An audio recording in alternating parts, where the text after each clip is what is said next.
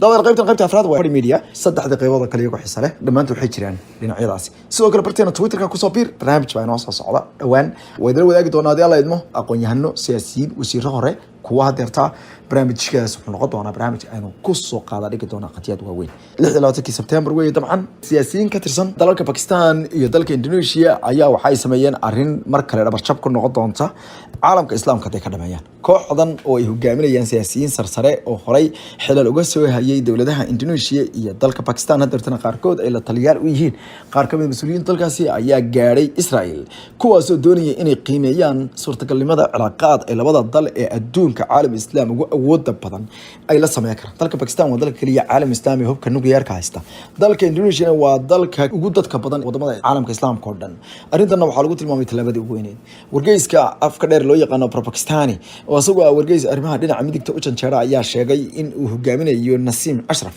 oo ahaa madaxii hore ee boardka cricketka dalkaasi Pakistan sidoo kalena horay uga tirsanaa jiray golaha wasiirada gaar ahaan jiray wasiirkii wasaaradda horumarinta bini'aadanimada ee dalkaasi xilligii madaxweyne Professor Musharraf waxaana uu sheegay in ay dawladda ka wakiil yihiin gaar ahaan dawladda Sharif waxa uu sheegay in ay sidoo kale la socdaan xubno sarsare oo warbaahinta madaxa bannaan oo kamid yahay Ahmed Quraysh oo kamid ah wariyaasha caanka ah ee ayagu sida weyn u amaana mar walbana rajeeyo in la kulmo Israa'iil ninkan la yiraahdo Ahmed Quraysh waa qaar kamid ah dadka raaciyada faraha badan ee reer Pakistan haysta waana wariyaasha sida weyn u qora waxaana uu dhawaan la kulmay madaxweynaha Israa'iil Herzog laakiin dad badan ayaa anfrow dhahay oo ka baxay bartiisa kadib markay sheegeen gabi ahaanba uu ninkaasi u janjeersay dhinaca sahnooniyada dhanka kalena qaar kamid ah mas'uuliyiinta ayaa goorsi horeysay la sheegay inay ku soo biireen ka socda dalka Indonesia arrimahan oo dhan waxay dhabaxa ku noqon doonaan mustaqbalka oo dala dhacay dalka reer Falastiin la go'doomiyay kuwaas oo wadamo badan oo Carbeed ay goorsi horeysay ay garabka iyo dhabarka u jeediyeen garabkana u dhigeen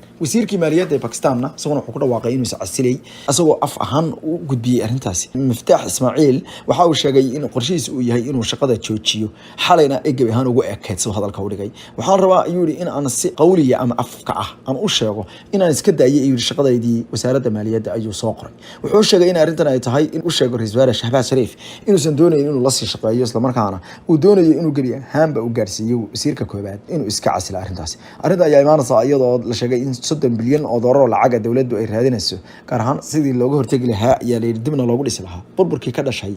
dabaylihii iyo daadadkii Mansoonka halkaas ka dhacay madaxweynaha Ukraine waxa uu sheegay mar kale in uu la yaaban yahay sida dawladda Israa'iil aysan uga dhigeen aysan u doonaynin in ay wax u tarto dadka reer Ukraine waxa uu sheegay in ay wali ay isticmaalayso tabihii liitay ayna diidan tahay inay hub iyo agab military ay soo gaarsiiso dalkiisa wuxuu sheegay inuu ka niyad jabay maadaama ra'iisul wasaaraha uusan ogolayn ayuu yiri inuu nacaawiyo madaxweynaha dalkaasi Vladimir Zelensky wuxuu sheegay inuu aad uga anfaray arrintaas laakiin dawladda dalka Russia ayaa la sheegay inay bayaan hoose u gudbisay Israa'iil waxay uga digtay hadii ay hub iyo saanad military ay siiso Ukraine ayaguna inay hub iyo saanad military ay siinayaan Hamas iyo kooxaha kale ee ka dhanka Mohammed bin Salman bin Abdul Aziz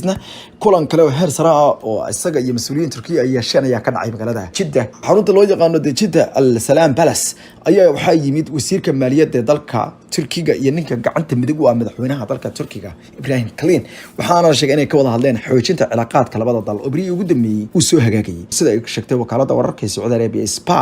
waxaa la sheegay in Mohammed bin Salman bin Abdul Aziz uu la kulmay wasiirka wasaaradda maaliyadda iyo la taliyaha sare ee madaxweynaha ninkii Dr. Ibrahim Kalin iyo Nuruddin Nebati oo ah wasiirka maaliyadda ee dalkaasi waxa asagana ku weeriyay wasiirkiisa maaliyadda dhigiisa ah Mohammed Al-Jaydan iyo sidoo kale wasiir dowlaha golaha wasiirada Mohammed Al-Sheikh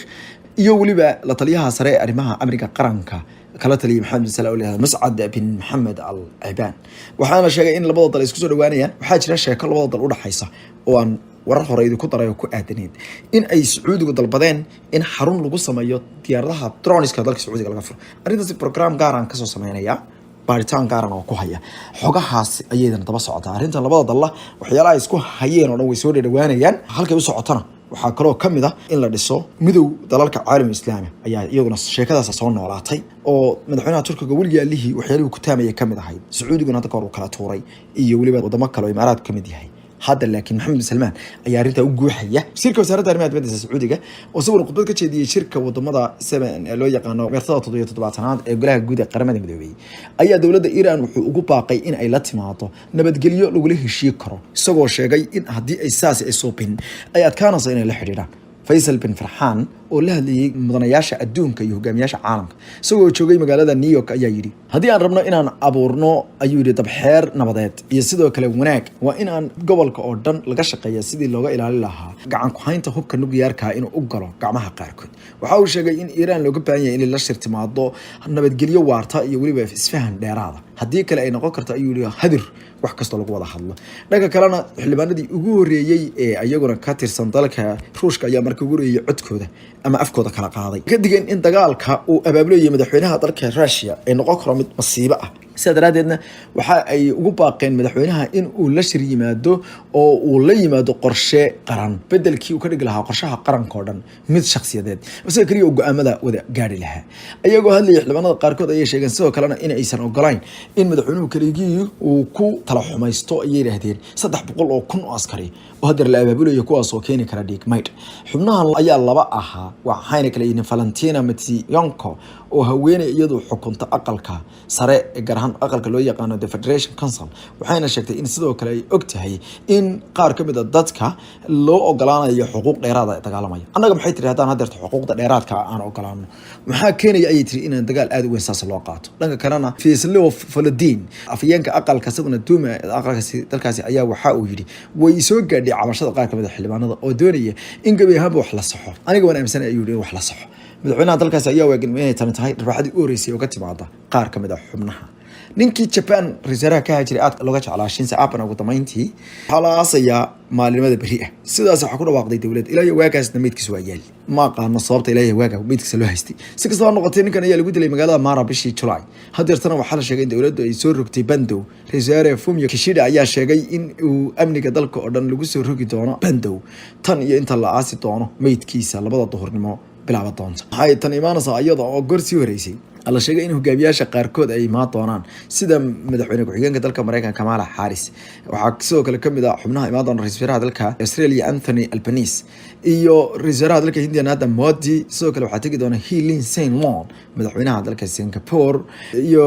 hogaamiyaal kale uu kamid yahay Nguyen Xuan Phuong iyo hogaamiyaasha midowga Yurub sida Charles Michel ra'iisul wasaaraha Canada Justin Trudeau iyo xubno kale inkastoo la sheegay in qaarkood laga yaabo in ay ka baaqdaan kulanka aasitaanka ra'iisul Japan kii asaasay iskuulka abaarso ee duleedka Hargeysa Jonathan Star ayaa isaguna ku muslimay masaajid ku yaala magaalada Boston ee dalka Mareykanka sida ay sheegeen isla markaana ay u xaqiijiyeen Hurfadhi Media qaar ka mid ah culimada awdiinka Soomaaliyeed ee ku dhaqan magaalada Boston ee dalka Mareykanka gobolka Massachusetts waxay warar ku sheegeen Jonathan Star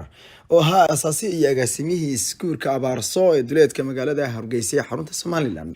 ayaa loogu qabtay tawxiidka masjid ku yaala magaaladaasi Sheekh Abdullahi Faarax Canshuur oo ah culimo awdiinka masaajidka ama xarunta bulshada muslimiinta ee magaalada Boston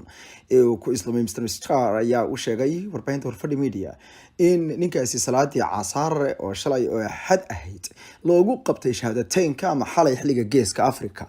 ninkan ayaa marar badan waxa uu ka soo muuqday baraha bulshada isaga oo ka hadlaya iskuulka duleedka magaalada Hargeysa ku yaala kaasoo dhaliyay dood aad u xoogan kadib markii dad kamid ah dadka u dhaqdhaqaaqa warbaahinta iyo arrimaha deegaanka Somaliland qaar kamid ah oo kamid yahay wariye lagu magacaabo Cabdimalik Aldon uu dhowr shir ku eedeeyay halkaas in anshaxmo ay ka wadaan iskuulkaasi macallimiintu arrintan ayaa waji kale u yeeri doonta mustaqbalka iskuulkaas maadaama agaasimihii iyo asaasihii uu marakan galay diinta islaamka kadib fahan guud oo qaatay lama garanayo sababta uu Hargeysa iyo iskuulka dhexdeeda ugu muslimi waayay iyo in halkan ebe uu ku soo hanuuniyay haddaba sheekha